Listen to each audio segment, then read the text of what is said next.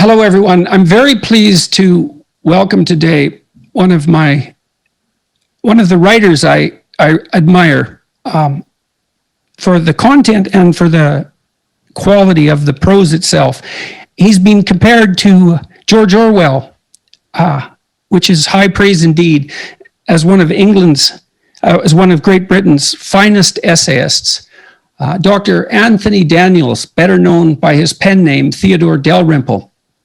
He worked as a prison doctor and psychiatrist, retired in 2005, but worked all over the world and traveled. And he's written many books, some of which have had a rather profound cultural impact, including Life at the Bottom, The Worldview That Makes the Underclass, 2001, where he discusses what you might describe as the philosophy of poverty, our culture, what's left of it, the mandarins and the masses, 2005, Not with a Bang, but a Whimper, The Politics and Culture of Decline, 2008, Spoiled Rotten, The Toxic Cult of Sentimentality, 2010, and The Terror of Existence with Catholic theologian Kenneth Francis in 2018.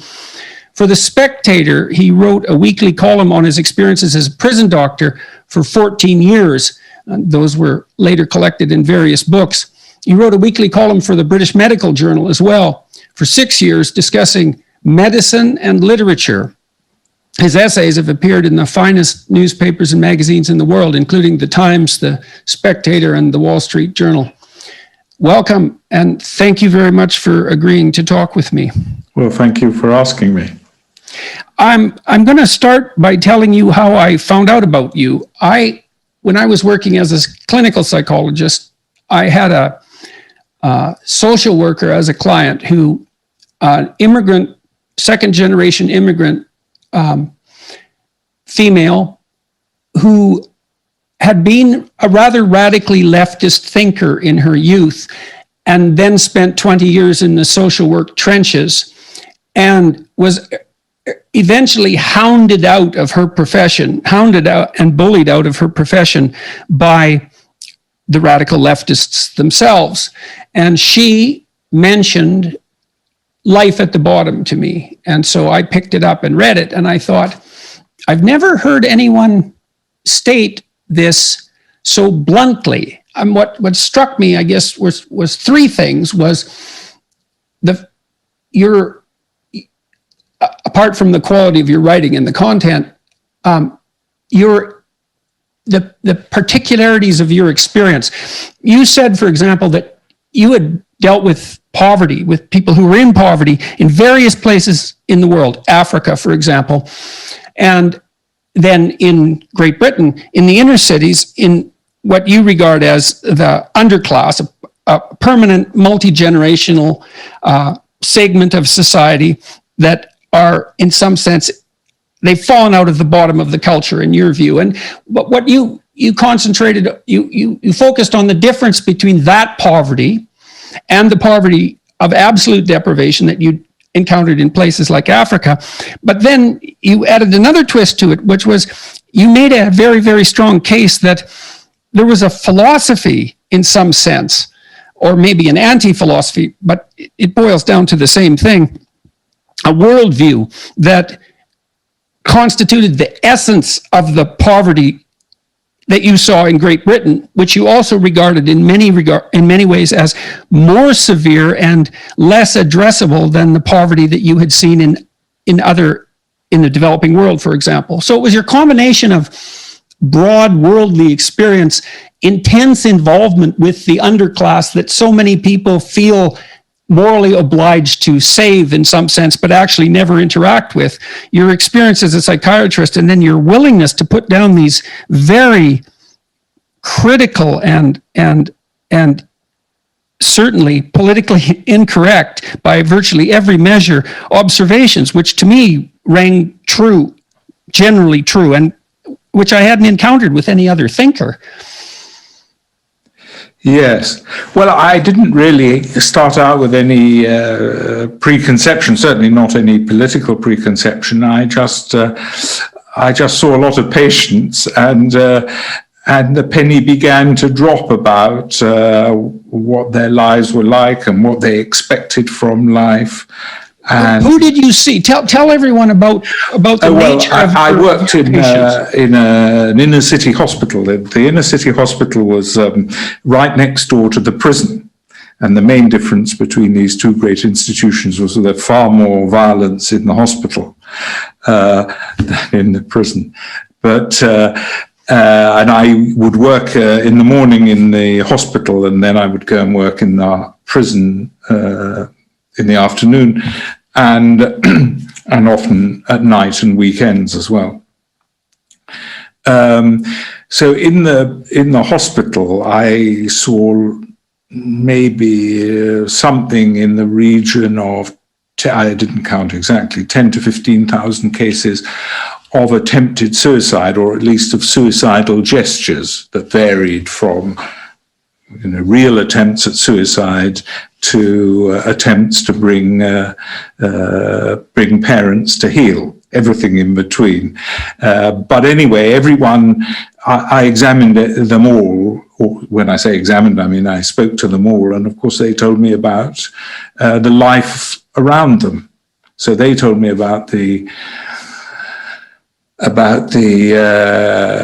lives of people around them. And so in the end, I probably heard about the lives of maybe 40, 50,000 people, of course, refracted through these people's lenses.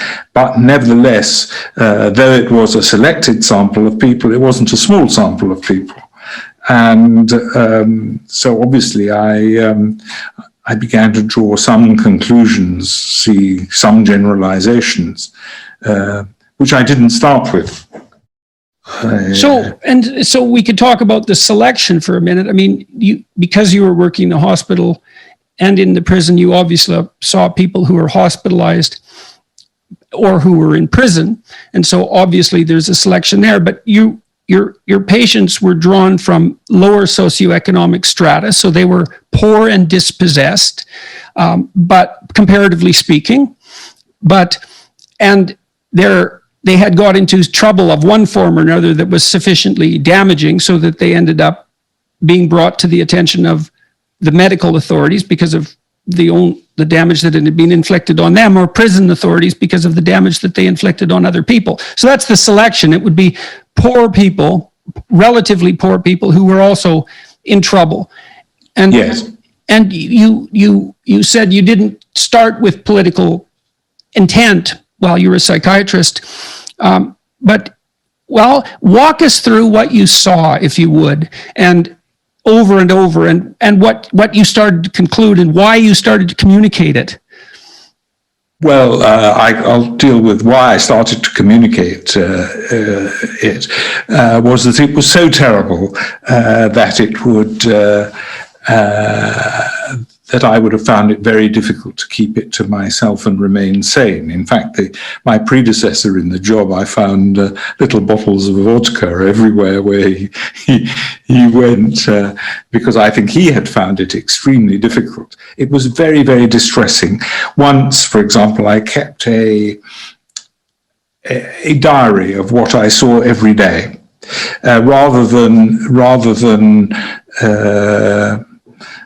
mold it in a kind of literary fashion for articles. I just wrote down what I saw. And after a very short time, actually only a few days, I thought, I can't go on with this. First of all, no one would want to read it. It's just too terrible. So actually things were worse than I described in my book. Now, what I saw was a complete what seemed to me a complete social breakdown. I mean, there were almost no families in the sense of mother, father, and children. That was almost unknown in the area, practically unknown. If you asked 16-year-olds who their father is, they replied with things like, "Do you mean my father at the moment?" Or they would say, when I say, "Who is your father?" they just say no. Well, I was listening to your book this morning, Life at the Bottom, at 2.5 times normal speed, and it was quite I'd read it before, but I had forgotten it's an unending litany of complete calamity across every dimension you can possibly imagine. And then you said you saw like 20,000 of people who were in dire suicidal straits. In addition, I presume that you had patients other than those who were suicidal as well. Yes, well, mainly because I was working in it was a general hospital. Then I would see organic patients with organic problems and a few others. People who'd been beaten by their partners. Oh, I saw that was standard, of course. I mean, I discovered that about 80% of the women whom I saw had suffered violence at the hands of their one or more of their sexual partners. Well, we could dig in there. You tell this story that's really quite interesting. So you're, and very, what would you say, liable, any discussion of it is liable to create controversy. So you talked about the women that you saw, the patients who chronically chose males who you could identify at a glance as extraordinarily likely to burst into violent, jealous rages and become physically violent. And you also point out that the markers for that were not precisely subtle, comparing the men that you were looking at, I believe, to your neighbor's tomcat who had been in enough fights, so his head was a mass of shredded ears and scars and missing an eye. And so these were men who had shaved heads, multiple scars from battles, often tattooed on their fists with blatant messages of nihilism or social rejection or anger or threats or curse words or so it wasn't exactly subtle. And you said that they invariably wore an expression of malign contempt, something like that. And they were people you would obviously give wide berth to in the street in broad daylight. Yet they were invariably tangled up with a woman or two or three or 10 who they were abusing serially. And the women seemed in some sense blind to this, but not only the underclass women that you were serving, but you also mentioned that was extraordinarily prevalent among the nursing staff. And so walk us through that and tell us how you make sense of that. Well, it wasn't, I wouldn't say it was prevalent amongst the nursing staff. It was present in the nursing staff. Well, my interpretation, which would be, of course, regarded as highly reactionary, in the end, this is the conclusion I came to, was that because sexual relations had been freed from all contractual, cultural, economic restraint and constraint, then what was left was a kind of free-for-all. And the men wanted exclusive sexual possession of somebody, but at the same time they wanted complete sexual freedom. Now these things don't go together very well. I mean, if there's complete sexual freedom, okay, there's complete sexual freedom. But if at the same time you want, possibly for reasons of boosting your self-image, the exclusive sexual possession of somebody, then, and everyone around you is the same, then the men would see other men as threats.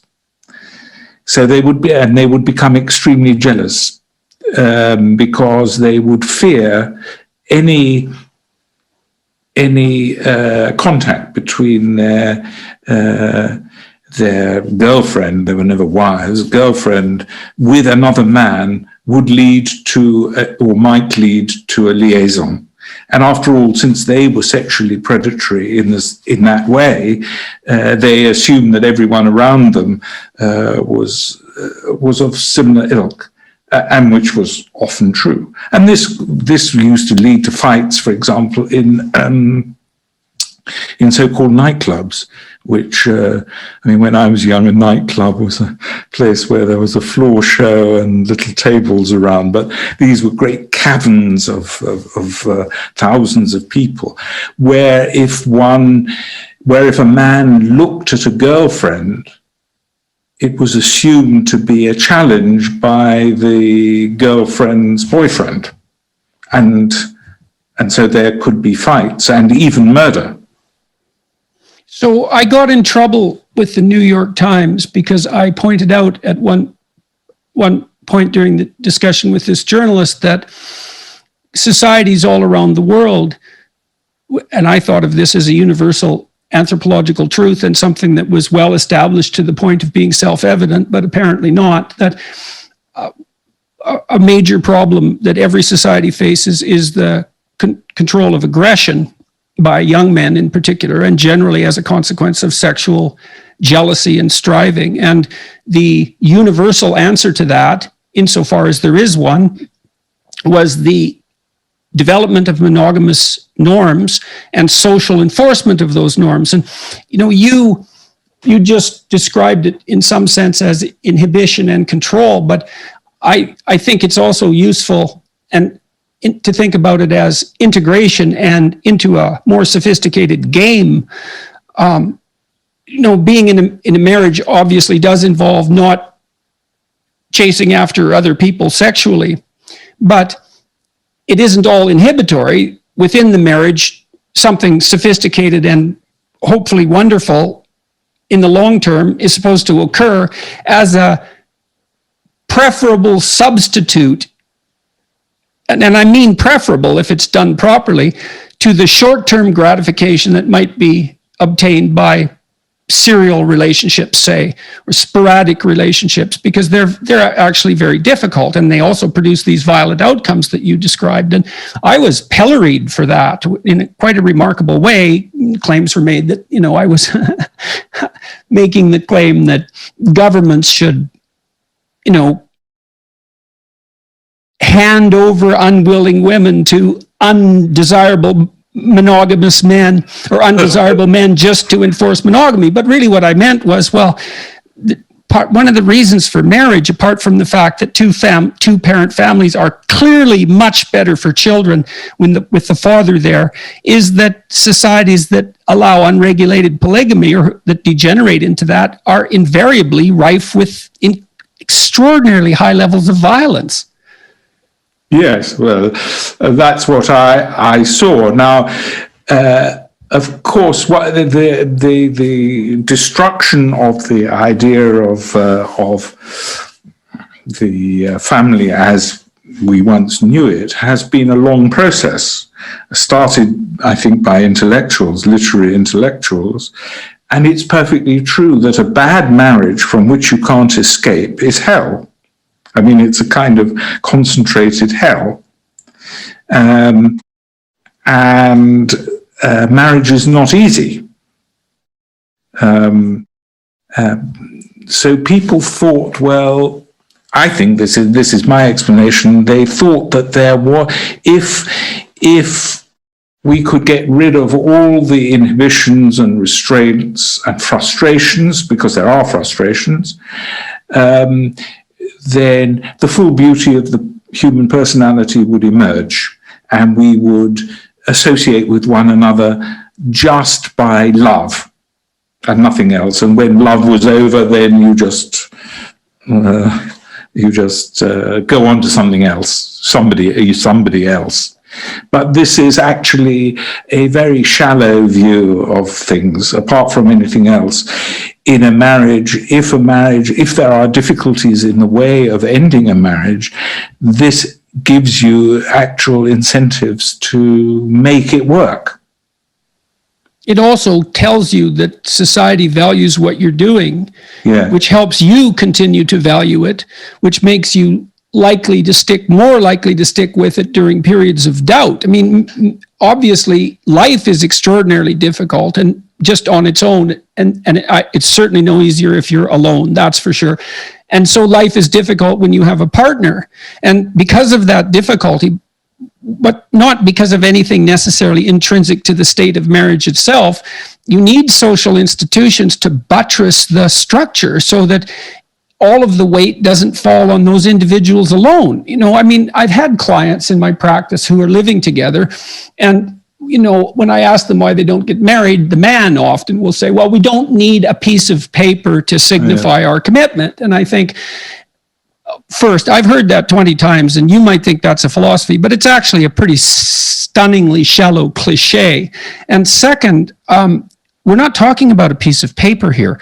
We're actually talking about something serious. You stand up in front of your family, your peers, your friends, the people that love you, the people that you want to spend time with, hypothetically, for the rest of your life, that you're going to depend on, that are going to depend on you, and you say, look, this is important. I want you to recognize it. We're now one thing. We're going to give it our best shot, and it would be nice if you support us. And that's not trivial. It's vital. And that's still why I think marriage may be less frequent, especially among the lower classes, than it once was, although cohabiting isn't, or perhaps it is as well. But romance movies that feature a wedding are certainly not any less popular. And marriage is still just as popular among the upper classes, which is something you also discuss in books like The Mandarins and the Masses, for example. You're not very happy with these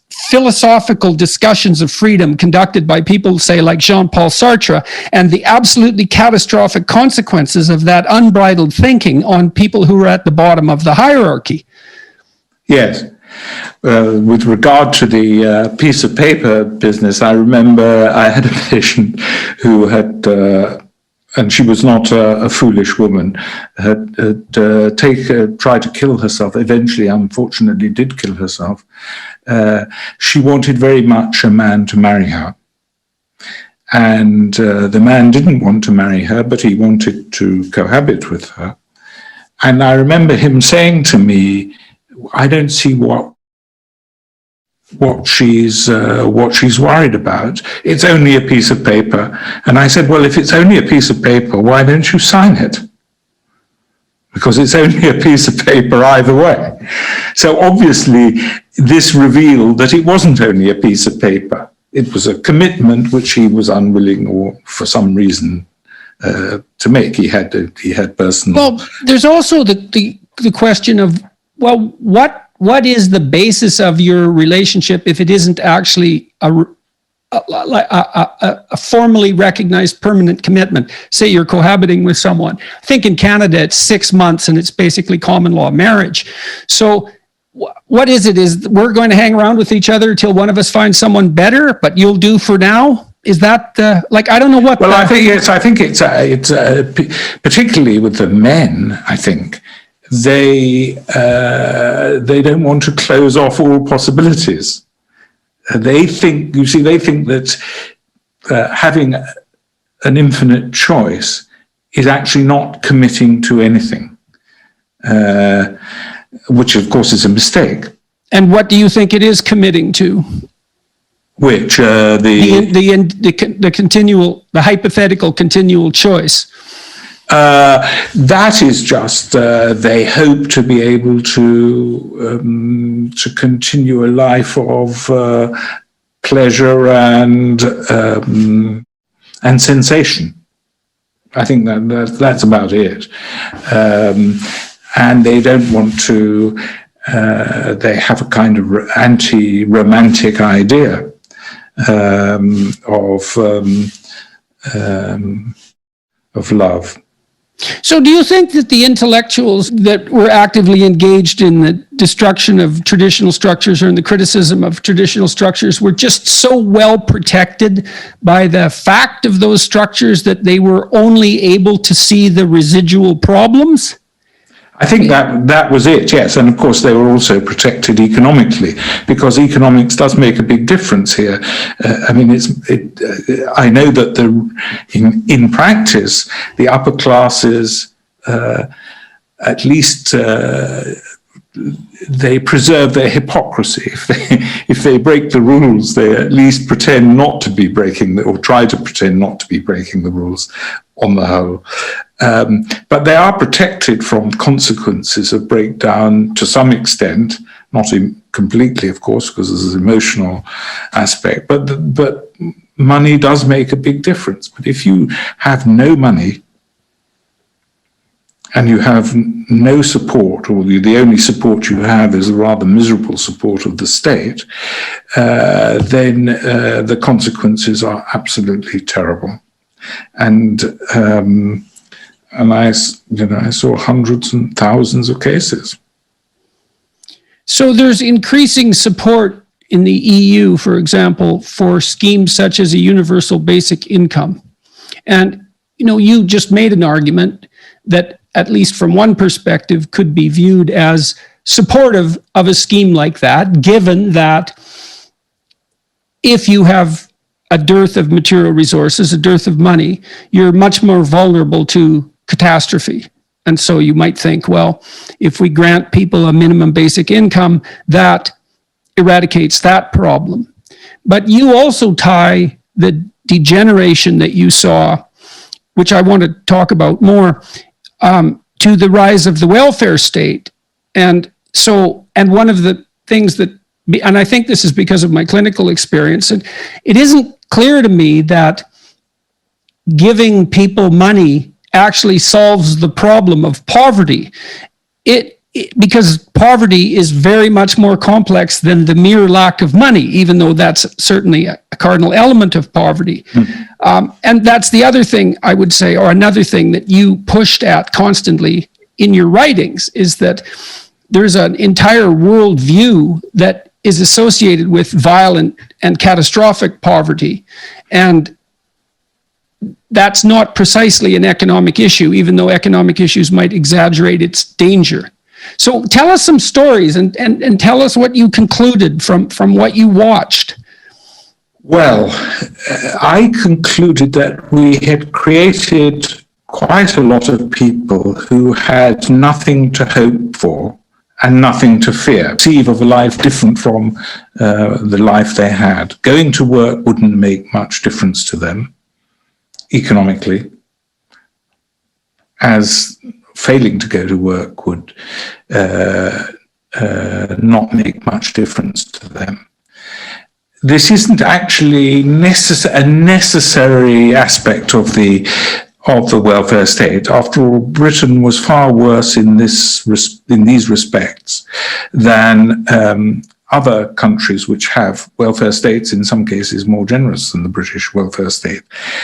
But the British welfare state created a class of people who were permanently in this condition and had no real incentive to get out of it.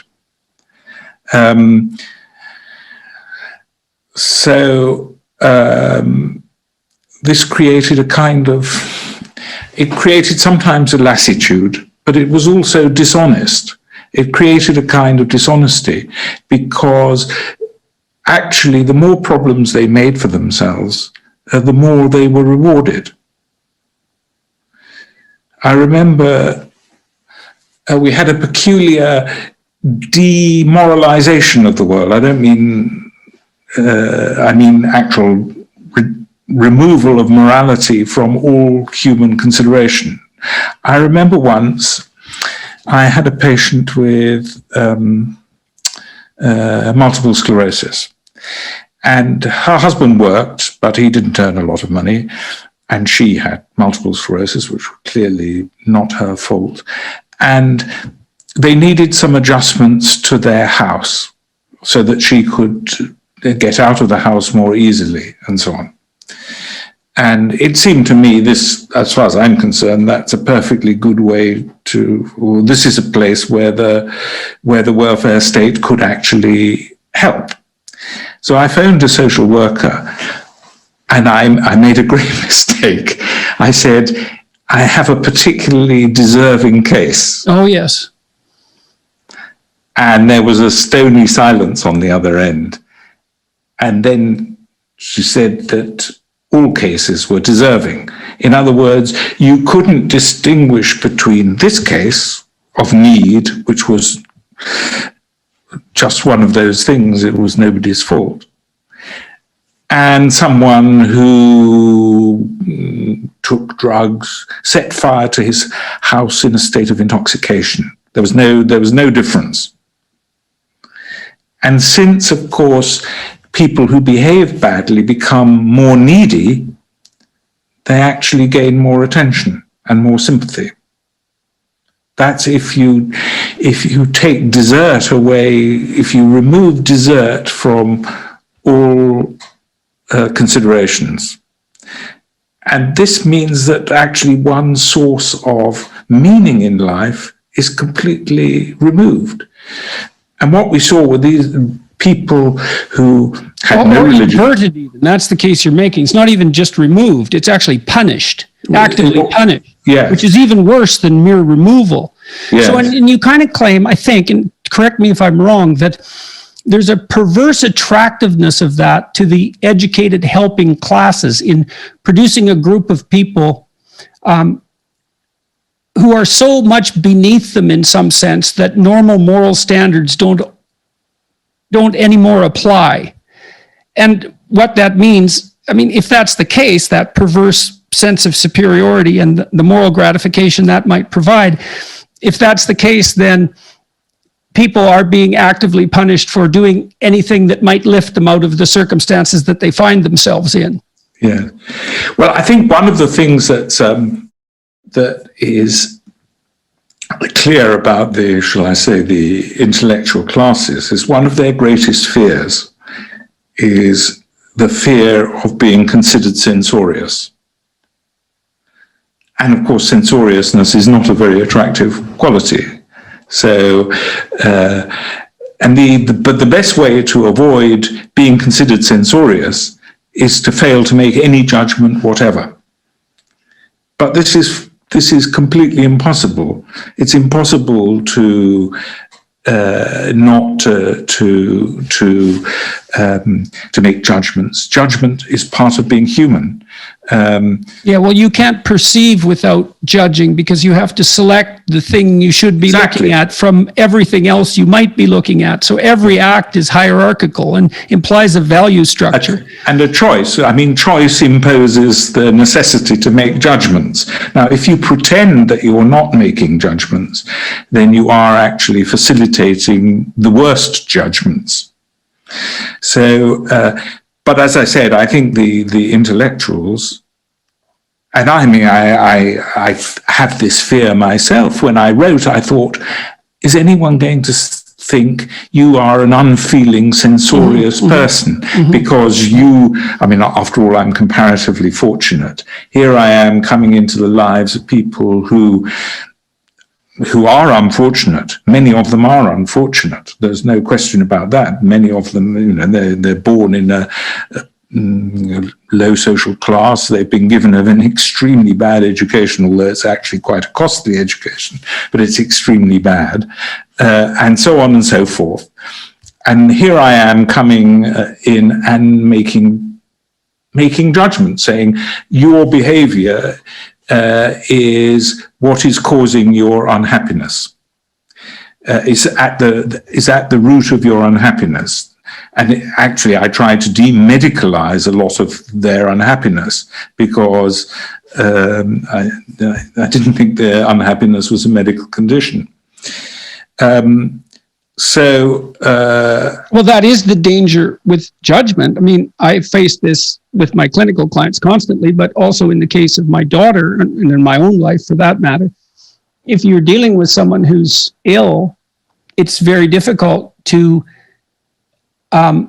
encourage, and it's very difficult to discipline. And by that, I mean encourage and instill discipline, which is something that you want to do if you're a parent.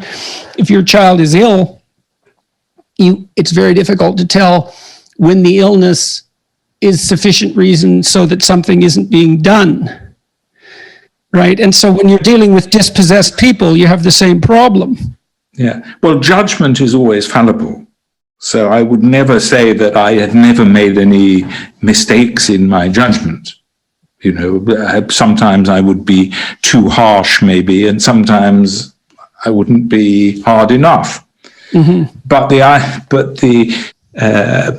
mean, that's just a consequence of not having enough knowledge and so on and so forth. But to pretend you're not making a judgment is itself a judgment. I mean, you're judging that you shouldn't make judgments. It's also the abdication of responsibility. I mean, I thought this through with my clinical clients at a sort of a technical level too.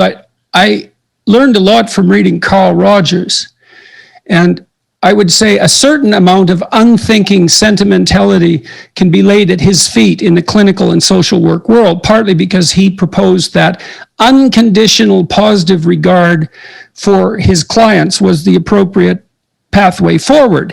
And his critics pointed out that if you watched Carl Rogers in action, what he was practicing involved careful discrimination. But what he meant was something like, accept that the person is of fundamental value and has the capacity to move towards the light, let's say, and work in that vein. But what I would tell my clients, and this was a consequence of my realization that judgment was not only necessary, but crucially important to forward movement, was that I'm not offering you unconditional positive regard. I'm on the side of the part of you that wants things to be better. And I'm going to help you discriminate between the part of you that doesn't want things to be better, that might even want them to be actively worse for all sorts of reasons that all people are prey to, and the part of you that is striving to make everything better. And we'll discuss what better means, and we'll negotiate the strategies, but let's make it clear, this enterprise is to get rid of what is undesirable and to foster what is desirable and to critically distinguish between those two, which is absolutely vital. You can throw your hands up and say, I'm not going to be judgmental, but all that means you're not distinguishing between what's good and what isn't. Well, I think what I tried to get at was with patients was our, if you like, our existential equality. That I made choices, but they made choices too. I mean, of course, there are conditions where that is not so, and you have to make the distinction between those cases where people really do not have any capability. I mean, there are such cases, of course. But in the prison, for example, one thing that made me a little bit optimistic was that I never said anything in my articles that I didn't actually say to the patients. And the patients understood on the whole. I mean, there were a few in the prison who I think were not reachable by this kind of argumentation. But for example, in the prison, I said I would not allow the prisoners to swear in front of me. And I had no means of stopping them, of course, and if they continued, I couldn't refuse to treat them on the grounds that they had sworn in front of me, but I did actually stop them. And so why do you think they stopped? Well, I provided an argument. I don't know whether one is allowed to use bad language on your podcast. You can, anything you have to say that you think is necessary, you're free to say. Okay. Well, a patient in the prison would come in and say, I've got this fucking headache. So I would say, well, before we go any further, can you tell me the difference between a headache and a fucking headache? Tell me the difference. And he would say, well, that's how I speak. And I say, yes, that's what I'm complaining of. And he said, well, why shouldn't I? Why shouldn't I speak like this? Because that's me, you know. And I said, well, supposing at the end of this consultation, I say to you, now here's some fucking pills. Take 2 of the fuckers every 4 fucking hours. And if they don't fucking work, fucking come back and I'll give you some other fuckers. You find this a bit strange, wouldn't you? So he said, yes. So I said, well, we're equal. I don't talk to you like that, and you don't talk to me like that. And they just stopped. And you meant that? What? That you meant that? I meant that, yes. Yeah, right. Well, you're complimenting your client instantly. You're saying, look, we're engaged in a serious enterprise here, and I actually care about it. And maybe we should attend to the words we're using. You too, or we're just playing. And I actually care about you getting better. So how about we watch our language? I'll do it, you do it, and you can do it. And so, yes, people are going to agree to that. I used to have a good laugh sometimes. I remember the law was that every prisoner had to be examined medically within 24 hours of being received into the prison. And in practice, it was usually within 2 hours of being received in the prison. And I used to do these examinations, and one prisoner said he wanted his medicine, and I didn't think he should have what he alleged he was taking. I had no idea whether he was taking it or not, and I said, I see no medical indication for him, and he started screaming. He said, "You murderer!" He said, You're a murderer. You're not a doctor. You're a murderer. And of course, this was a Victorian prison with ironwork and everything, so it was echoing all through this enormous building. and anyway, in the end, I said, "Well, that's enough. You have to go now." And so he went, and screaming still, and then the next day I saw him. And he came up to me and he apologized. And he said, I was bang out of order. That was his expression. I was bang out of order. I'm sorry, doctor. I said, oh, never mind. I said, I've been called far worse than that. And then I said, and actually you had a wonderful effect on the other prisoners whom I was examining, because they were like lambs when they came in. And I said, you couldn't come and do it again this evening, could you? Come in and call me a murderer. So we had a good laugh. But on the other hand, of course, what I was saying is that you can control yourself. It's not... Well, that's a compliment. It's a compliment. And it might be the first time that some of these people had been complimented in that way. Well, yes. I mean, I unfortunately, I think that services have been set up to make them the victims of their own lives and behaviour. So that's how they presented themselves. And I remember another prisoner who came in and said, now he'd been in prison several times for burglary, and such are the British police that really... You have to want to be caught by the British police for burglary. But anyway, he said to me, "Doctor, do you think my burgling got anything? Do you think it's my childhood that caused me to burgle? Do you think it's got something to do with my childhood?" So I said, "Absolutely nothing whatever." And he said, "What?" Because he expected me to say, it must be. And then I said, so why do I do it? I said, well, it's quite simple. You're lazy and stupid, and you're not prepared to work for what it is that you want. And he laughed. Instead of being very angry, he laughed.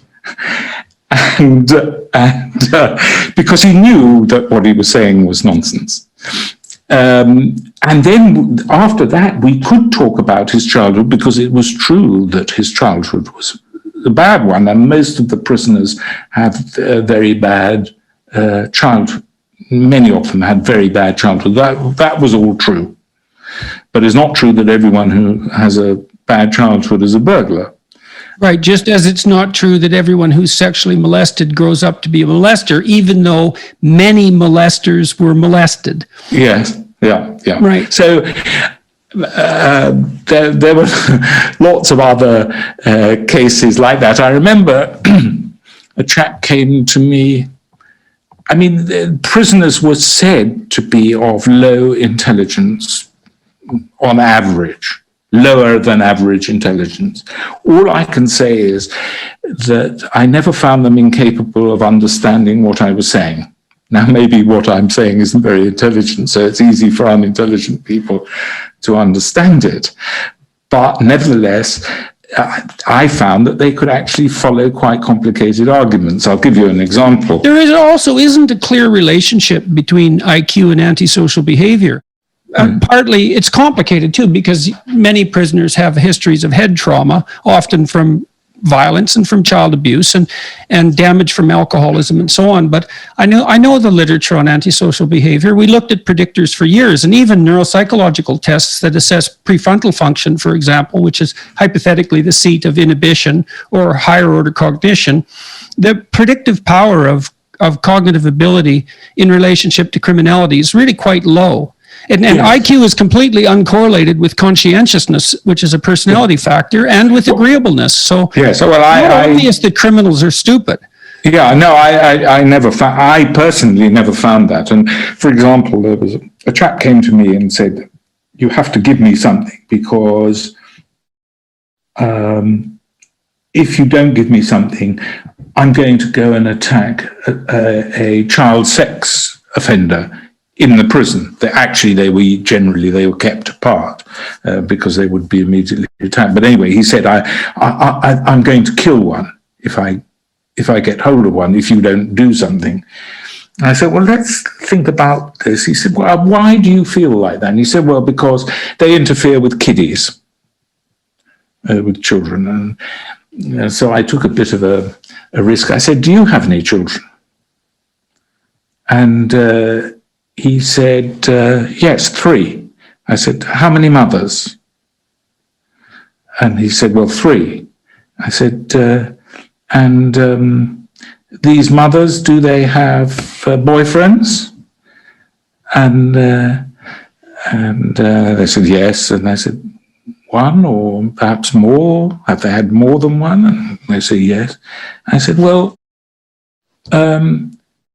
is it likely that 1 or more of these boyfriends has sexually interfered with one of your children? And he immediately got the point. And I said, well, you're not you haven't interfered sexually with children yourself, but you've facilitated you've created the conditions in which such behavior is likely to occur. Now it's too late. You can't do anything about it now. It's too late, but you can make sure that you don't do anything to further it in the future. And he went out. There was no more talk about killing sex abusers. Why do you think you got away with that? Well, you said you took a risk, right? So I took a risk. I took a risk. I mean, it was a risk that I didn't know that he had children. I didn't know I had a fair idea because it was so common amongst prisoners, sure. and outside prison. But it's also a risk. I mean, the risk you took. He asked you to do something because he was going to become murderous, and so that's a pretty salient, immediate, and credible threat, given that a violent criminal uttered it in a prison. Yes. And your response wasn't, I better prescribe him a sedative, at least to cover myself up, let's say, if anything does happen. Your response was, well, let's call this guy out for his rather self-evident moral flaws, blind ignorance of which is facilitating an unearned sense of homicidal moral superiority, and let's assume that that's going to be curative. That's a risk. Yeah, it's a risk, and I must say that when I had quite a few patients who said similar things, and I didn't give in to what was, in essence, moral blackmail. But of course, it did always occur to me that maybe one day one of these people who was threatening something like that might actually commit the act, and then someone might blame me. I mean, yes, definitely. That never happened. That never happened. But I was fairly clear that their responsibility was not to behave like that, and he didn't, in my opinion, as far as I could tell, suffer from anything which would have excused him. Right, some organic impulse control disorder, some prefrontal damage, or I mean, those things do occur. A certain percentage of violent criminals have rage that's induced by epilepsy, and that can be triggered by drinking. And I mean, there are organic syndromes that mimic virtually every moral failing. Yeah. Yeah, if he had a psychosis, for example, I mean, if he had a psychosis, I wouldn't have said what I said. My sense in reading your books is, so there is this censoriousness, or that's something you could be criticized about for, and I'm sure, and you can tell me about that. I'm sure you have been criticized for that, and you know, you've written provocative tracts like The Toxic Cult of Sentimentality, which is a real dagger in some sense. I mean, because people, let's not call it sentimentality for a moment, let's call it empathy or sympathy. And you make a case that, I think, and correct me if I'm wrong, that excessive empathy, unthinking sympathy can produce catastrophic consequences because it's not tempered by judgment. And then I look at the personality literature. You know, we have two moral personality traits, roughly speaking. One is agreeableness. And so people who are high in agreeableness are empathetic and sympathetic and self-sacrificing and perhaps resentful because of it. So it's not an untrammeled virtue, whereas the disagreeable types are more likely to be imprisoned. So that's a predictor of antisocial behavior. But they're implacable and stubborn and hard to push around. And so people vary on that distribution. I think agreeableness is the empathy dimension is a trait that's particularly good for fostering the care of infants. Because infants, immediate empathy with an infant under 6 to 9 months is almost invariably the right response. If the infant is crying or in distress, your job isn't to question or judge, it's to alleviate the source of the trouble. And it's very hard to take care of infants, and it's no wonder that there's a moral virtue that's essentially devoted to the care of true dependence. But we have conscientiousness too. And conscientiousness is the best predictor of long-term life success apart from IQ. And conscientious people are good at keep formulating and keeping contracts, long-term contracts. It's sort of a cold virtue, and they are judgmental. But as far as I'm concerned, we wouldn't have both these personality traits. Like they're 2 of 5, so it's not like it's a trivial proportion of the variation in personality. We wouldn't have 2 of our 5 personality traits aimed at regulating our behavior if empathy alone was sufficient. And so you go after it, the toxic cult of sentimentality. What do you mean by that? Well, I mean if you like, the infantilization of people who are expressing emotion. So we accept now that if someone expresses distress, we don't inquire where that distress comes from, how it arose. We just simply try to alleviate it. And, Oscar Wilde, of course, said that sentimentality is the desire to have the emotion without the cost of the emotion. I suppose sentimentality is to empathy what kitsch is to art. And so what would you regard, okay, so let's... I'll give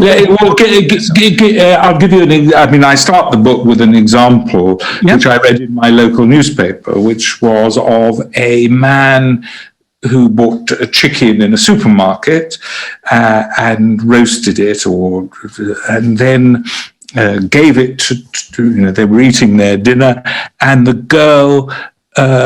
little girl finds that there are chicken's feet in it and screams with horror. And so the father, the child is so horrified that the father says, I don't know whether this is what he did literally, but I had to throw it out of the window. So he just took the emotion of the child and said, I have to assuage that emotion any way I can, and the quickest way is the best, because of course she would have less emotion if it's dealt with quickly. So there's no attempt to argue rationally about this, that actually chickens do have feet, that they were live creatures once, and this is something that children have to learn. It's one of the things that children have to know. And so what's the problem with reflexive empathy exactly? Well, it's not exactly empathy, actually. Okay. I think it's not genuine Well, empathy. then we should define genuine empathy. We should define genuine empathy and distinguish it from counterproductive sentimentality. Yeah, well, it's not easy, of course. No, fair enough. I know I'm putting you on the spot in this. I'm saying that that's something that could be productively attempted. Yes, I'm not sure I have the complete answer to that. You're hitting at it from all sorts of different directions, though. Like one of the things that emerges from your book, and I saw you as someone who wanted genuinely to be of help to the people that you were seeing, and tortured by this constant immersion that you had in absolute bloody nightmarish catastrophe, like to a degree that I don't really understand how you managed, outraged by what you saw, outraged by the thoughtless contribution of skeptical and critical intellectuals to this suffering, which is swept under the table in some sense, or attributed only to, the power-hungry depredations of capitalism or something like that. And so you're outraged by that, and you're trying to use your capacity for judgment to help your clients, your patients, distinguish between those things that they're doing that clearly hurt them and those things that help them, and also to attribute to them the capacity to do that, which, like, I was talking to my wife today. We were talking about a woman she's dealing with who is having a hard time disciplining her 1.5-year-old. And, I mentioned to her that one of the things I've seen among especially my seriously affected clinical clients is that they actually have no idea that they could change their behavior in a manner that would improve the future. That as a concept, that's not part of the subculture that they're embedded in. And that's so counterproductive and unhelpful. Just hinting at that is helpful. We also, of course, give them incentives not to think like that. Because if in fact you have a situation in which changing their behavior will not improve certainly their economic situation very much, which is actually the situation of many of my patients, that takes away one of the possible incentives for changing behavior. And why is it that finding gainful employment, for example, isn't going to produce a material change in circumstances? How is it that this is at the level of detail? Because many people, if they go to work, they lose benefits. They have to start paying for things which were previously paid for them. So they end up going to work for X number of hours and being very slightly better off in monetary terms, which doesn't seem to them to be worth it. And I can understand that. So you're asking them to do low-level job, get up maybe at 6 o'clock in the morning. And furthermore, of course, it's not good for their children because often they are single parents. So they've got no support at home other than whatever it is that the state provides them. And they have to manage their children and going to work when it's very difficult for them. Right, for no economic incentive. They're marginally better off. Mm-hmm. Well, maybe they have to buy clothes. It's expensive to work to enter the workforce. It's not trivial. They have to arrange transportation.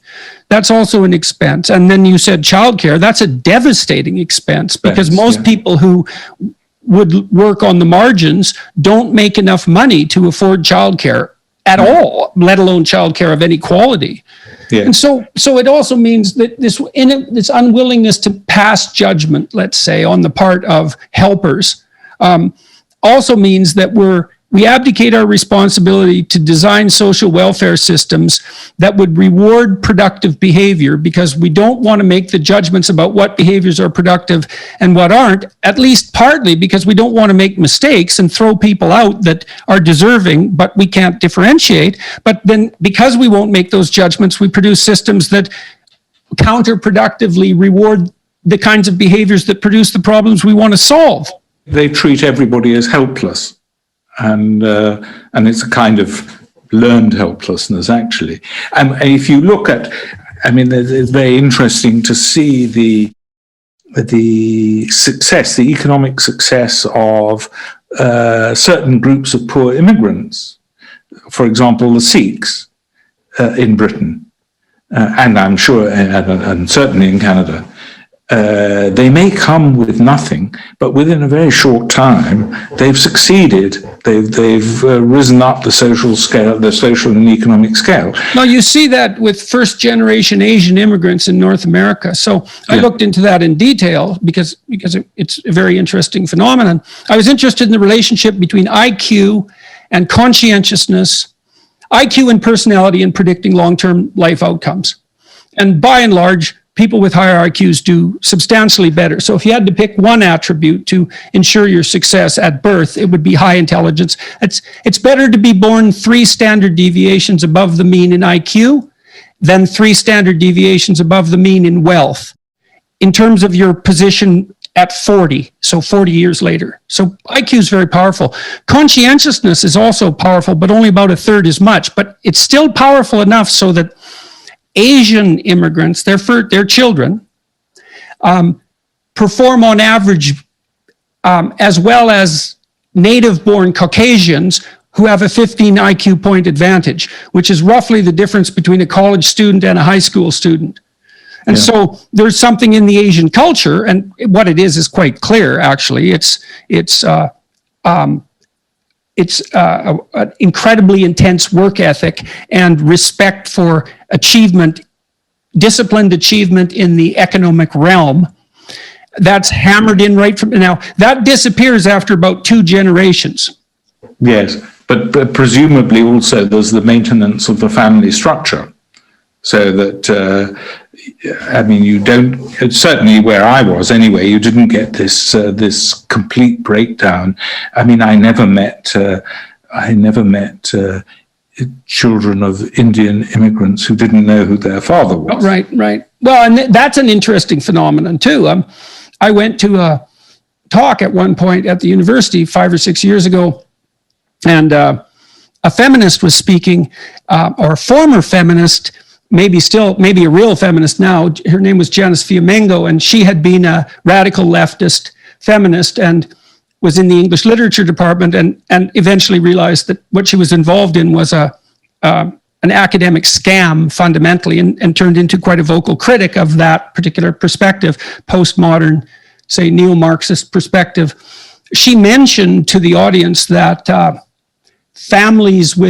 intact families with fathers, the children in those families do much better on virtually every measure you can possibly imagine. And in my naivety at that point, I thought, well, that's going to be an incontrovertible statement, because all you have to do is be remotely familiar with the childhood development literature, and you figure that out right away. And yet it was as if she dropped a live snake into the audience, because, and this is that toxic sentimentality that you were talking about. Say, well, look, there are obviously struggling single parents who are struggling for no fault of their own, a perfectly credible job of raising high-performing children. And then if you say, well, the 2-parent family is more desirable, by implication, you're denigrating that accomplishment, let's say. But and fair enough, there is a real tension there, and there are exceptions to the rule, but it's still the case that if you were trying to design public policy that was of benefit to children, you would design public policy that would reward people for long-term monogamous relationships where one of the participants was male. Yeah, well, but you need to use judgment for that. Yes, but if you look at I mean, if you look at literature, for example, there has been a consistent attack on that view for many, many years, going back, for example, the Fabians and so on. And what happens is that people use marginal cases as being central. So, and as I've already said, it's undoubtedly true that many marriages were oppressive, and that being in an unhappy marriage is a horrible experience. It's a terrible experience. It's a long form of torture. But people then thought that there was a perfect solution to this problem. There's a perfect solution to human relationships. And there is no perfect relationship, perfect solution. There's only better and worse. And whatever form of human relationships you're going to have, there are going to be terrible ones. But you, as far as I could see, and I had no real opinion about this until I actually immersed myself in the world in which I did immerse myself, it's quite clear to me that without a formal structure of relationships, things are absolutely terrible for very large numbers of people. Now, of course, it's perfectly true that I saw, if you like, only the failed cases, but there may have been. The question then would be, well, where would you find the successful cases? Because let's think this through, because it's a crucial point, you know. Okay, so you have a biased sample, and maybe you approach this from an ethically conservative perspective, and so that produces your viewpoint, and it bears little relationship to the real world. But let's look for the counterexamples. So, well, first of all, you can't look among the high-functioning middle to upper classes for counterexamples because they're all married. Yeah. Right? So then you think, well, is there a subset of people who are poor, who are flourishing in their serial relationships, in their fragmented serial relationships? And well, first of all, probably not, because they're poor, right? By definition, you've already excluded the middle and upper class. So I'm kind of curious about. Well, I tried to think, I thought, well, how is someone living in these circumstances supposed to get out of this situation? Right. What would look like a viable, practical alternative that would be better?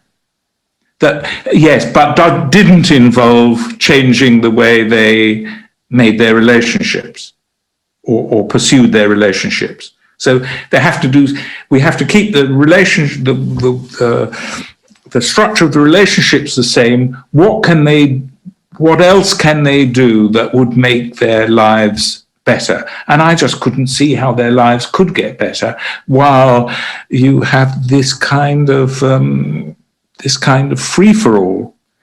Well, it wasn't really free for all; it was free for some. And so I came to the conclusion that it was a social and cultural disaster. Well, so we could look at the fantasies of sexual libertinism, let's say. And I think a good place to look, and, you know, I might be way off base here, but whatever, I'm going to forge forward. Let's look at Playboy, because Playboy was the first mass market magazine that sort of introduced the idea of sophisticated sexual freedom into the mass audience. Right, and that quickly degenerated into Penthouse and Hustler, and then to this bloody online catastrophe where everything goes, and it's a cesspit of unimaginable proportions. But in any case, back to Playboy. Well, you know, you have two sophisticated people. The woman's in her early 20s. The guy's maybe 5 years older than that. They both have a glass of nicely aged wine. They're sitting in a 50s living room that's sophisticated, discussing literature, and they're both free to make their choices, and so they have sex. And then maybe your life is an unending sequence of those perfect dates. It's like, well, what are the preconditions for that? For that even to be possible? Well, you both have to be young.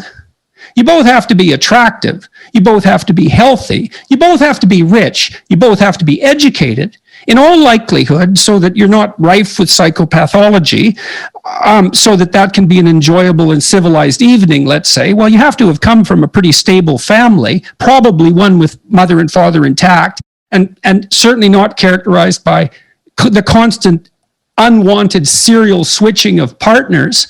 I mean, it's virtually unattainable except in an unbelievably protected environment. But you're in that environment and you think, well, maybe you're in a marriage and you're unhappy, you have all those attributes. You think, well, I could jump out of that into this fantasy.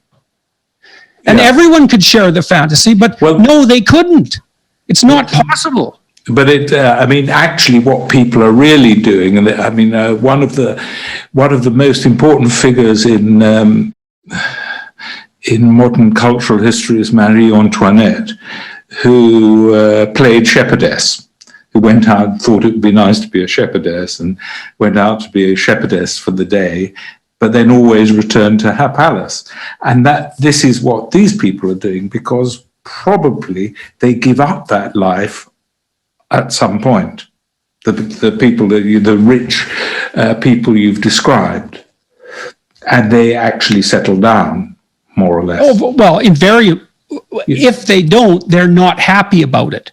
Yeah. Right. If they don't, it's because they failed to get what they're actually aiming. Incidentally, one interesting thing was that I would talk to single mothers, about what they wanted for their daughters. And what they wanted for their daughters was for them to find a nice man who would have a good job and would treat them decently. And they'd buy a house and so on and so forth. So, but they had no idea how to encourage them. Right. They have no idea what the micro elements are. No, none whatever. You see this in illiterate families too, is that if you ask them, do you want your children to be educated?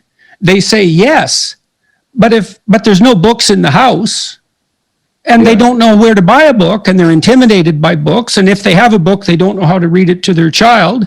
And you get these huge differences by the age of 3 between children in literate and non-literate households. The 3-year-olds in literate households might have been exposed to 1,000 hours worth of books by the time they're 3. They can already sit in a house like that. You give them a book, they know what it is, they'll sit there and mime the action of reading. They go through the pages, they point at the pictures, they have all these pre-literate behaviors built in that's the necessary scaffold for the development of literacy. And there's micro habits that are invisible. If you're in that culture, they're invisible because they're just part of how you live, like the fact that you have a bookshelf, like the fact that your relatives buy your children books. If you don't know how to do that at all, the barriers to entry are unbelievably unforgiving. Yes, and probably also nobody tries to make up for it on the behalf of the parents. So, the schools are themselves now doubt the value of literacy, some of them. The teachers don't know what they're supposed to be teaching, or at least, or alternatively, a lot of them are more interested in the ideological correctness of the children than they are in their ability to read. Well, it's actually quite difficult to teach children to read. You have to pay attention to each child, and they radically differ in their intellectual ability. And then you actually have to know how to teach someone to read. And that's actually complicated. You start with the letters, you get the letters pronounced, you get two-letter combinations and 3-letter combinations, you automatize that. It's effortful. Ideological indoctrination, that's relatively straightforward. Yeah. Well, I can't really speak about this because I never tried to teach anybody to read. I had an interesting experience in the data on that are pretty clear. If you teach children to read using phonetics, yes, which breaks it, we have a phonetic alphabet, because that makes things easier. You only have to remember 26 characters and variants on them instead of 10,000, say. You teach the phonemes and you get them to aggregate them. And once they get to the point where they can read phrases, they start to read on their own account because it becomes rewarding. And if you use other methods, they don't learn as well. So, one thing that I saw with my patient, I was interested in their level of education, which was catastrophically low. I mean, it was unbelievably low. And I would give them something to read, and you could see that they had difficulty doing it. I asked them to read it out loud. And then when they came to a long word, they would say, I don't know that word. I don't know that one, as if English were written in ideographs. In Chinese, yes. In Chinese. Mandarin, yeah, definitely. Yeah. Some teachers teach an ideogram method of verbal apprehension, which is absolutely counterproductive. That's how experts read, but that's not how you learn to read. Yes. No, and then I would say, when they got through it, I would ask them, what did it mean? And they would say, I don't know, I was only reading it. Mm-hmm, mm-hmm. As if...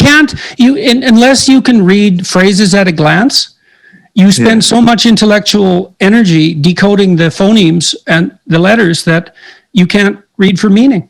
Yeah. And that's why it's not rewarding to begin with, right? You have to go through that slog of automatizing the subroutines, and that happens much at a much earlier age in literate households. Yeah. Well, I thought what I found very strange was that there was no sense of outrage that we spend on average $100,000, probably more, on each pupil's education, and about 20% of them come out functionally illiterate or barely literate, the kind of people that I'm talking about who couldn't read a phrase or who had difficulty sounding it out, and then at the end of it didn't know what it meant. Now, how is it possible to spend so much money and have these results? And this has a catastrophic effect on their lives. It's obvious that it must have, in any modern society, it must have a catastrophic effect on their lives. But nobody seemed to be interested or saw it as a disaster. You'd think the faculties of education would be interested, and you'd think that by now they would have, say assessed an immense variety of methods to teach children how to read, let's say, because I think pretty much everybody could agree that that would be good. You know, that they would have tried out 200 different educational techniques, subjected them to stringent analysis, and that we would see an increase in the efficiency of teaching children to read that would be in keeping with the increase in technological power that we've seen over the last 20 years. We should be teaching kids to read at a rate that's just beyond comprehension if the faculties of education were doing their jobs, which they're not. Quite the contrary.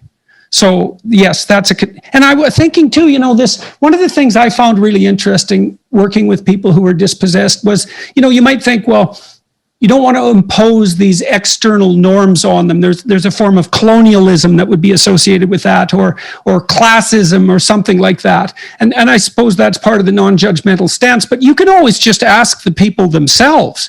And what you find right away is they want for themselves pretty much what the middle class person or the upper class person has. And I don't just mean material resources. They'd rather be educated than not educated, or at least they'd want that for their children. They'd rather have a relationship, if they could figure out how to conceive of it, that was stable and loving. All of these things that, you know, you could regard as arbitrary. A child would rather have a father and a mother that were around. So we could derive norms for the direction of our social policies that could be derived from the populations that we're hypothetically trying to serve. But we don't seem to do that either. We can't even agree that, all things considered, it would be better to reward the presence of two-parent families. Yeah. Yes. Well, I mean, all that I said in my books, I thought was common sense, actually. Everything was more or less common sense. It wasn't work of great reflection or anything like that. It just seemed to me everything was obvious. And yet, maybe it takes exposure to 20,000 cataclysmic failures to make what's obvious salient. Because the problem with what's obvious is that it's invisible. I found this out many times. So if I'm called on in an interview, for example, to defend marriage, I think, well, I don't actually know how to defend something that until 10 years ago was taken as a self-evident good. It's not like I have, or any of us for that matter, have a massive array of arguments at hand to justify cultural norms. The fact that they're norms means you don't have the arguments at hand. They're so self-evident that they're not buttressed by a differentiated description. Yeah. Well, I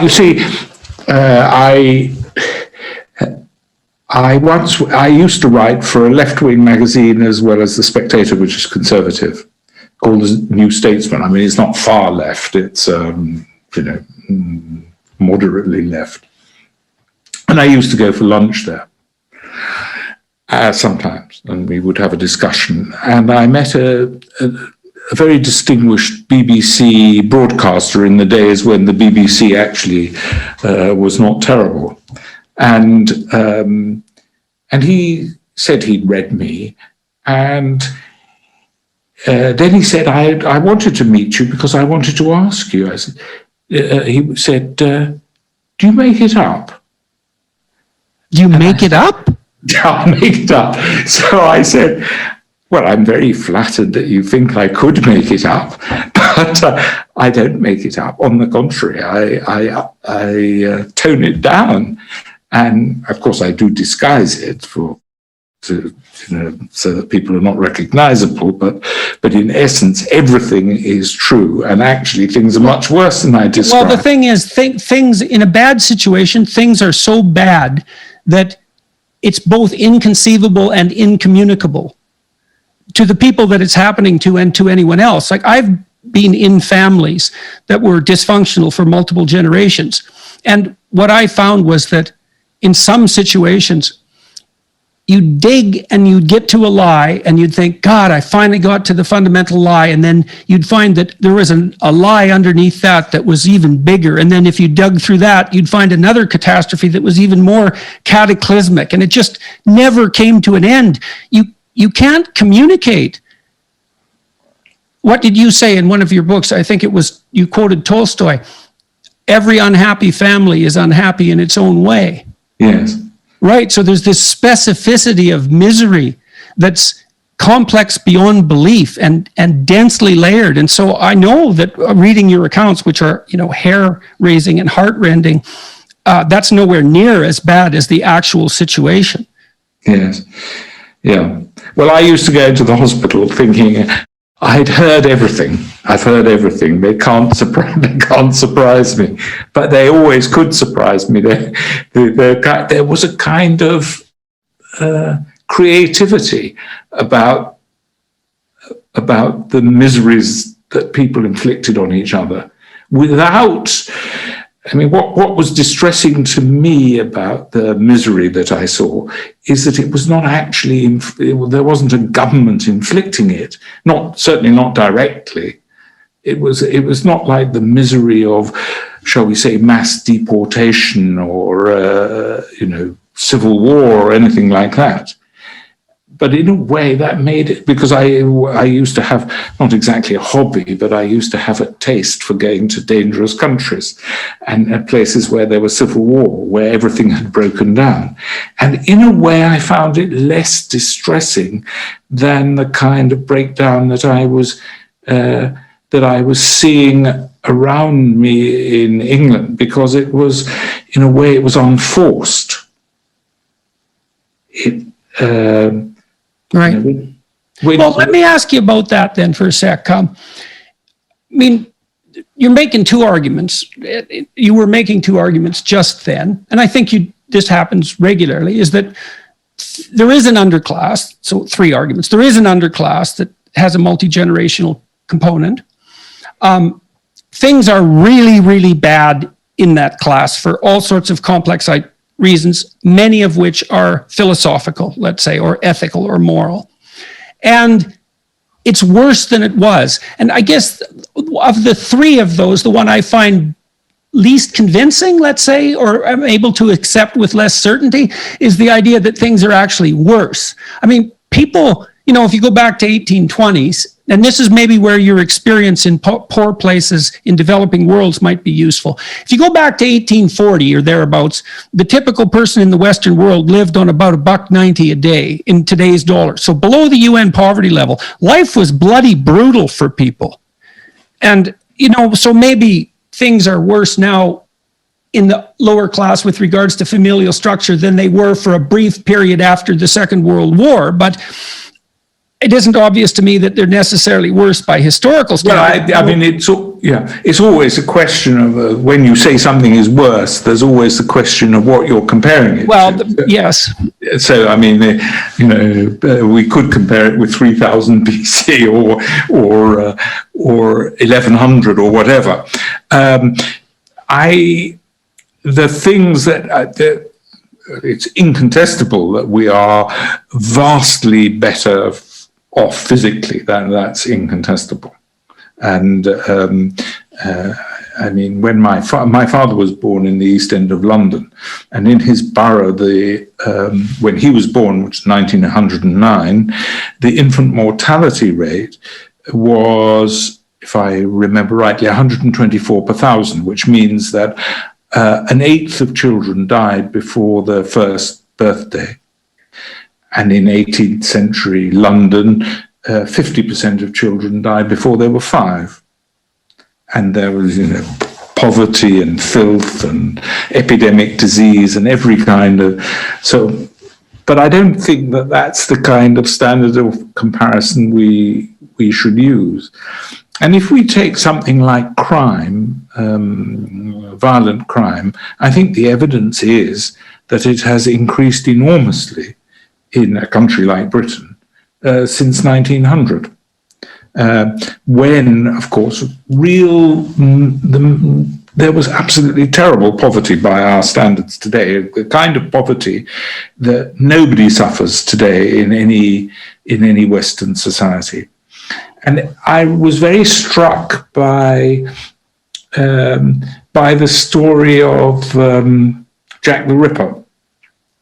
There are very instructive things which some people haven't noticed, which was that in Whitechapel, which was regarded as the worst part of London in the 1880s, and the poverty was just, again, inconceivable to us now. When a body was found, people ran off to find a policeman, and they found a policeman. And the policeman was armed with a bullseye lamp. He had a truncheon which he was supposed to draw only in extremis, and he had a whistle. And that was how he was armed. And he went around Whitechapel one by one, not in pairs or not in groups, but with one. So in Whitechapel today, you wouldn't get a policeman doing that. So I am confused about that to some degree, because Steven Pinker, for example, I mean, he makes a pretty strong case that overall your probability of being murdered, for example, has again, it's a time frame issue, has declined. Well, it depends what you're starting with. If you so, I think the more powerful argument is not necessarily so much that things have. Tell me what you think about this.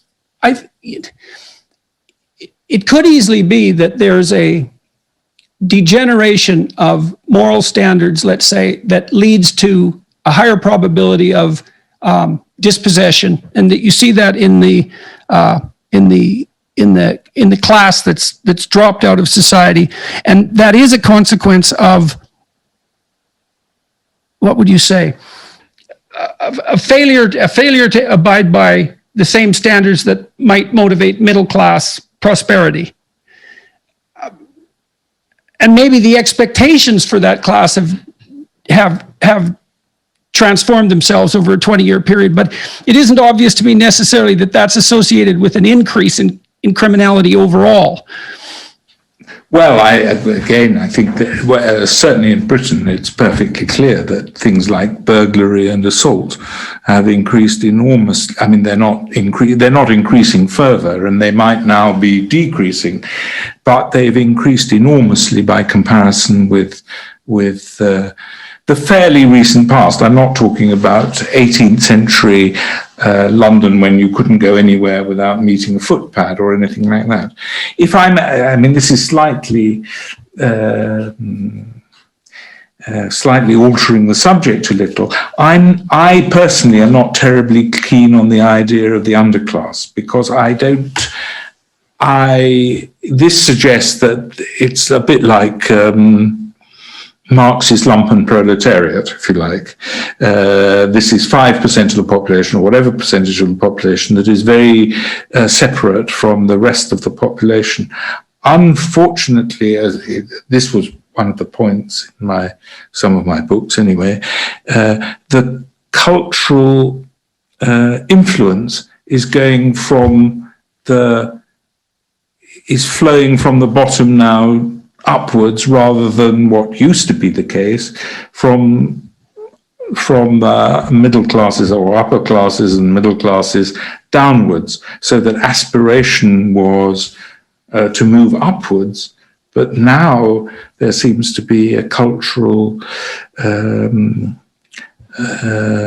desire for cultural decline or descent. It seems to me.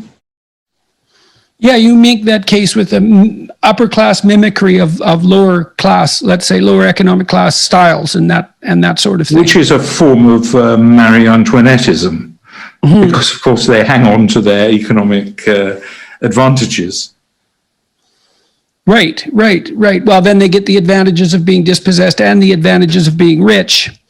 Let me ask you, we're going to have to draw to a close here relatively quickly, unfortunately.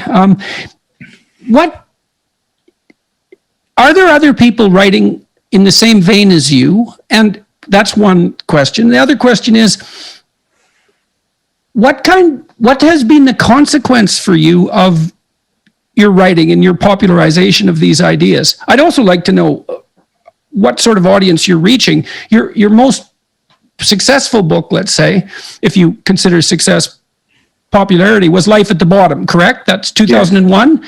Yes. And that one, I think it's fair to say that one brought you to wide public attention by writer standards, by nonfiction writer standards, let's say.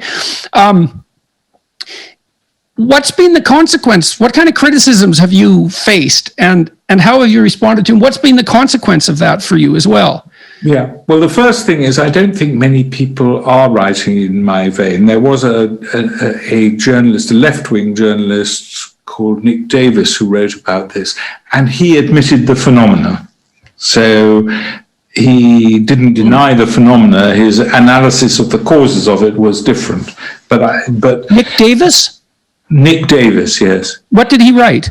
I've forgotten the title. Okay, I'll look it up. Yeah. I mean, and I didn't agree with his analysis of the causes, but he did admit that the phenomena were there, and we are very reluctant to admit that the phenomena are there. And if they are admitted, they're regarded as amusing. There was a very interesting video made about the Tokkie. It was called the Tokkie family in Holland, and this was a sort of underclass family which was drinking and taking drugs, and it was making the lives of the neighbours terrible. And they were, I mean, I don't like to use the word degenerates, but that's the word that comes to mind. And finally, they managed something which is very difficult in Holland. They were evicted from where they were living. And this is almost an impossible achievement in Holland. But anyway, they went off in their white van, and their consequence was that they were going on holiday to, their punishment for their behavior was going on holiday to Spain in a white van. and some producer made a little video of them singing that they were going on holiday to Spain and you see them drinking and they were just like my patients. And what it was quite clear to me was that they were being exhibited as amusing to the middle classes of Holland. It was just a joke. But these people were not a joke. They'd been very violent to their neighbours. They'd made the lives of their neighbours hell. And what we saw was the metropolitan middle classes just turning them into a joke, as if their lives and the lives of the people around them were not to be taken seriously. So that I think is the attitude of the kind of people who have no contact with this world, as I would have had no contact with this world if I hadn't done the work I did. As to consequences for me, there haven't really been any. I haven't been viciously attacked.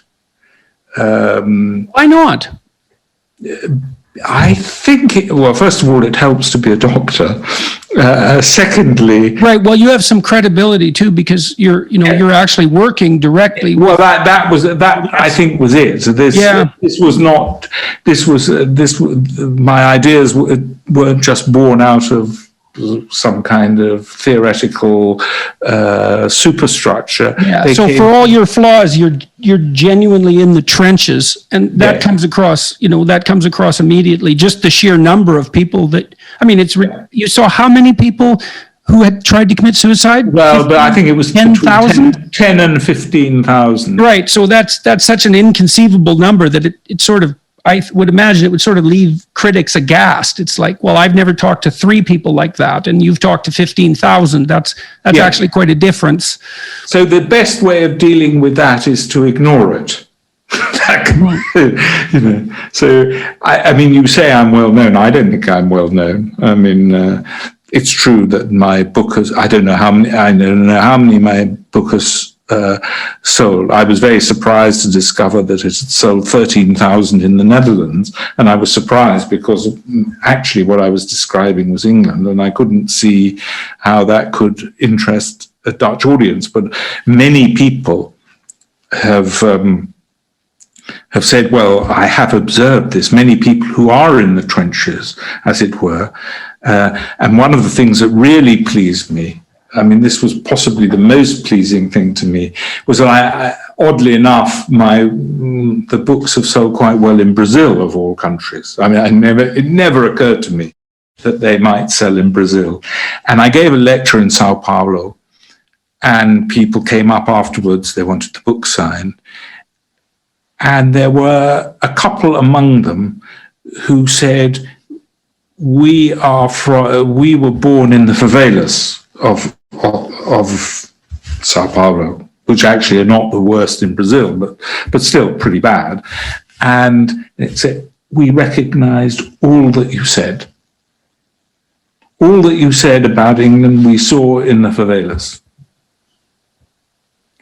So let's go through what you saw, and then maybe we could talk about what you've seen and what you think might be effective amelioration. So you see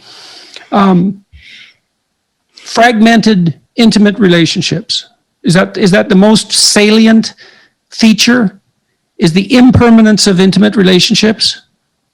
Yes, I would say so, because I think without better relationships, it's very difficult to see how large numbers of people can escape this world. Okay, and so out of that, because the relationships, the sexual relationships, aren't bound by mutual long-term support, love, contractual obligations, and all of that, that spins into higher levels of male violence and also to predation on vulnerable females by psychopathic and aggressive males. Yes, although I wouldn't say that the women are just passive victims. They're not just passive victims. I mean, they are victims, but they're not passive victims. I mean, I guess I was thinking that they're easier prey. Yeah. With multiple children, they're easier pickings. That's what I mean. That's right. Yes, they are. Right. So the fragmentation. So if you have a fragmented couple of relationships, and you're a woman, you end up with children. You're no longer 20 and single. You're 28 or 35. You have two children. The array of high quality men that you have to choose from is going to decrease substantially. Yes, it was never very great to begin with. Right. Okay, so then we add to that. I studied alcohol for years and its effects on violence, and you can basically say that if people didn't get drunk, half the violence in the world would instantly disappear. So rape, murder, familial abuse, the contribution of alcoholism is stunningly high. So maybe that's the third factor that plays in it. Was that reasonable? Well, it's certainly, it's unmistakably a part of it, yes. Yeah. Say 50% of murderers are drunk when they kill, and 50% of victims are intoxicated when they die. Yeah. So it's a major, and it's the only drug that has that magnitude of an effect on violent behavior. So then low educational attainment. Yes, that's obviously very important, and interestingly, the state does very little to try to address it or try to make things better. Okay, and then beliefs. What do you think are the key beliefs that characterize the phenomenon that you saw? Well, there's now certainly a sense of entitlement, the sense of it's wrong for anyone to judge. People have internalized that, so not only do they not judge others, but they don't judge themselves, and it's not right for anybody to judge them. So that's an abandonment of judgment, or even a demonization of it, when it's the crucial thing that you need to separate your behavior from your bad. While at the same time, because it's existentially impossible not to make judgments, they are making judgments, but they don't accept that they're making judgments, that they are making judgments. Attitude towards the future? What's the attitude? I think, shall we say, it's not thought about very deeply. Right. Okay. So that's the first thing, is that it doesn't come up much. Yes. What I've noticed is that there's no implicit sense that the future is something that could be altered for the better by changes of behavior currently. Yes. Yeah. Which is, there's an element of truth in that, in the economic aspect, because they're not going to get good jobs, even if they behave responsibly and so on. They're not going to get good jobs. However, their lives will be better if they behave responsibly. But another thing that I mean, this is very speculative, but I thought that lots of people have become stars in their own soap opera, and they prefer a dramatic life, a life full of incident, to a life that would be actually very flat if they did the kind of things that you and I would suggest. Their lives might be very flat because they would not be well off. They would still be struggling economically and so on, and their lives would be very, very dull. Well, that's Dostoevsky's famous criticism of socialist utopia, right? People are fundamentally unable to deal with satiated dullness. They'll break it, they'll fragment it just so that something dramatic and exciting happens. And there's definitely truth in that. I think that's a testament to some degree to the adventurousness of the human spirit, even though it's something that can, manifest it in the ways that you described. Yeah, well, boring. Yes. Well, I mean, I've fled. I can't say that I haven't I haven't liked chasing sensation myself, because when I was younger, I used to like danger of a certain kind. I used to like going to countries which were dangerous. I crossed Africa by public transport in days when it was impossible to communicate.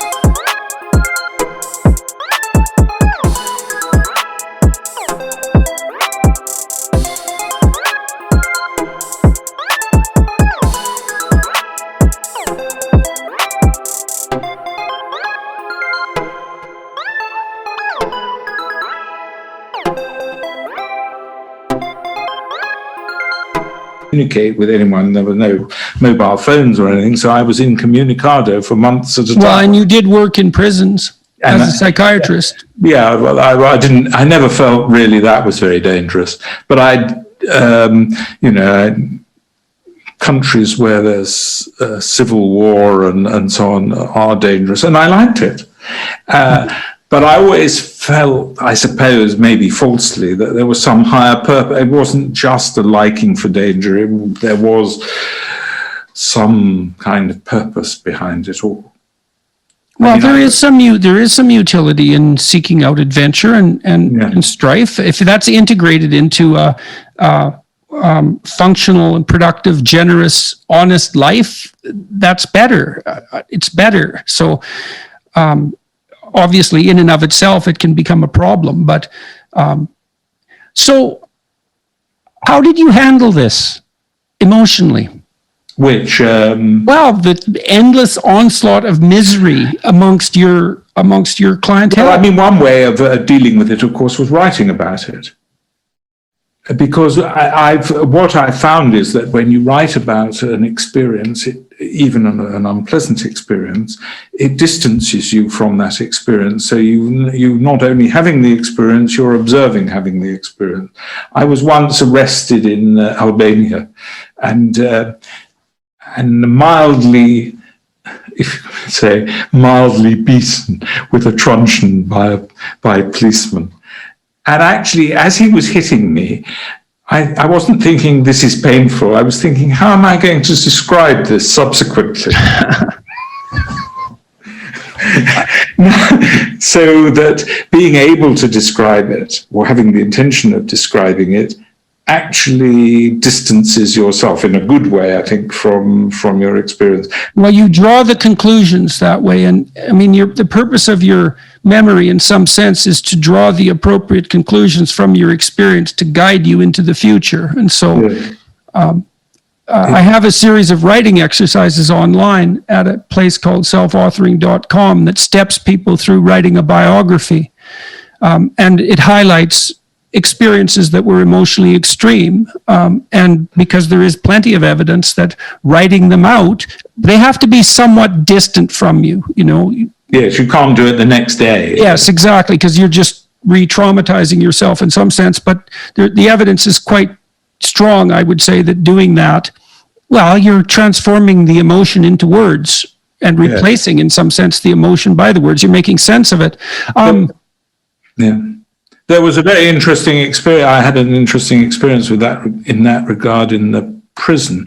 We had a writer who would come in and teach writing, creative writing, if you like, to interested prisoners. And they were, of course, a selected group and so on.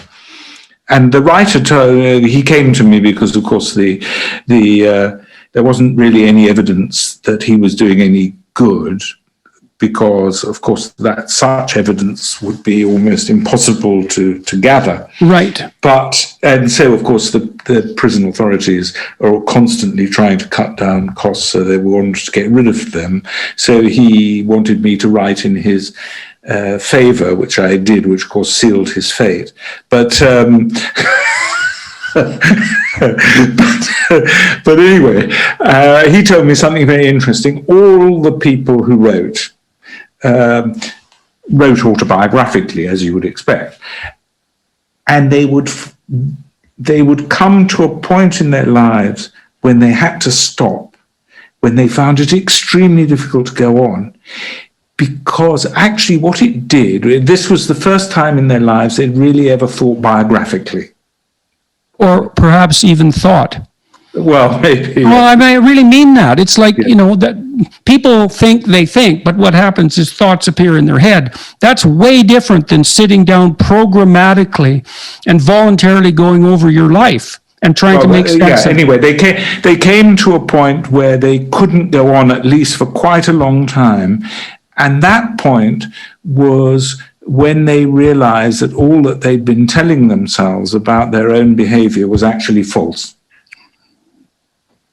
And so I came to the conclusion that this actually, now whether it changed their behavior subsequently, I can't tell you. I don't know.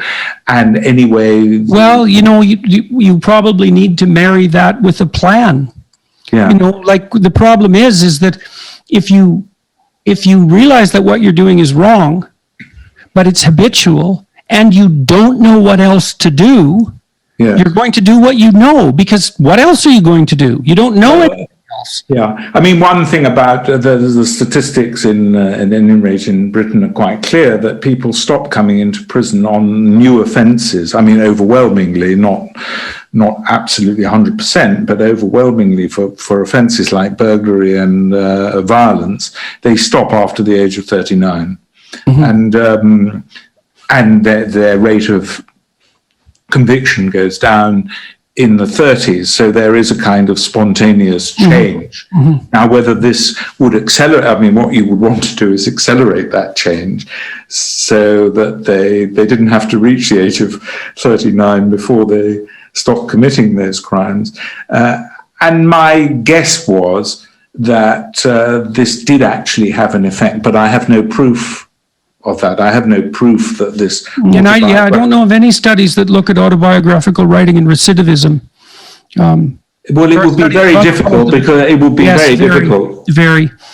Yeah, I mean, it would be difficult to find the control group and so on. So, but I mean, instinctively, I felt that this was a good thing to be doing. Well, insofar as thought is useful, and verbal thought is high quality thought, you'd hope that it would be helpful. Okay, so how did your conclusions change your clinical practice for the better, let's say, in your opinion? And what about social policy suggestions? Well, the first was clinical practice. It made me very wary of medicalization of misery. That's the first thing, so that I spent far more time persuading people not to take medication than to take it. In fact, there's a kind of law in prison, if people want medicine, they don't need it, and if they won't take it, they do need it. So, but as far as social policy is concerned, I'm very, very wary of making, and perhaps this is very cowardly of me, very wary of making any suggestions, because if anyone were to take me seriously and the results were catastrophic, I would feel very bad. So, well, it's an unfair actually, I think also that actually what we need is a cultural change, and I'm not sure how much the government can bring about a cultural change. So I was trying to, in my way, trying to persuade people, particularly the intellect, maybe this is grandiose, but I was trying to persuade intellectuals that a lot of their world outlook was bad, and was doing harm rather than good, and to be cognizant of that, to be cognizant of the fact that radicalism translated down the socioeconomic hierarchy is often devastating. Yes, yeah. So that the destruction of the family, which, rich people perhaps can survive, is devastating for people who need solidarity, social solidarity, more than anybody else. And that the social solidarity, which now runs entirely through the state, is a very cold form of solidarity that is very unpleasant. That's a good place to stop. Yeah. Thank you very much for your conversation. I've appreciated for talking with me today. I hope everyone finds this useful. Yeah, I hope. I don't know how many people watch or see it. 1 million? 1 million. Yeah, and you get abuse? That's a long story. I mean, I know you have abuse from this kind of thing, from a podcast. No, not at the moment, and likely not from this one. Yes. So. Yeah. Good. Well, yeah. I mean, I must say, I haven't really had any abuse, but then, of course, I don't look to see whether people are abusing me. So what the heart does.